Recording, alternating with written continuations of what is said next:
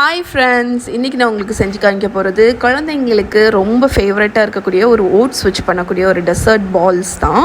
So first வந்து instant oats ஒரு cup எடுத்திருக்கேன். அதை வந்து ட்ரை பேனில் போட்டு நல்லா ரோஸ்ட் பண்ணிடுங்க. ஒரு 2-3 மினிட்ஸ் ரோஸ்ட் பண்ணால் போதும். அதுக்கப்புறமா பிளெண்டரில் போட்டு பல்ஸ் பண்ணி எடுத்துருங்க.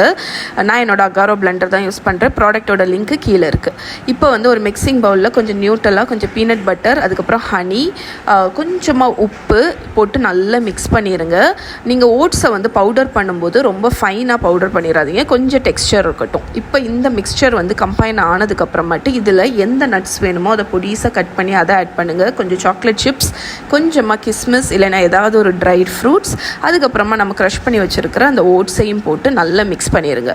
நான் வந்து ஃபஸ்ட்டு ஸ்பூனை வச்சு மிக்ஸ் பண்ண ஆரம்பித்தேன். அதுக்கப்புறமா கொஞ்சம் திக்காக ஆரம்பித்தோன்னே கையை வச்சு நல்லா நீட் பண்ணி விட்டுட்டேன். அவ்வளோதான், நம்மளோட மிக்ஸ்சர் ரெடி. இதை நீங்கள் வந்து ஒன்று குட்டி குட்டி லட்டு மாதிரி குட்டி குட்டி பால்ஸாக ஷேப் பண்ணி எடுத்துடலாம். இல்லாட்டி ஒரு பேக்கிங் ட்ரேயில் போட்டு நல்லா ஃப்ளாட் பண்ணிவிட்டு சின்ன சின்ன பீசஸ் மாதிரி, அதாவது ப்ரௌனி பார்ஸ் மாதிரி கட் பண்ணி எடுத்துக்கலாம்.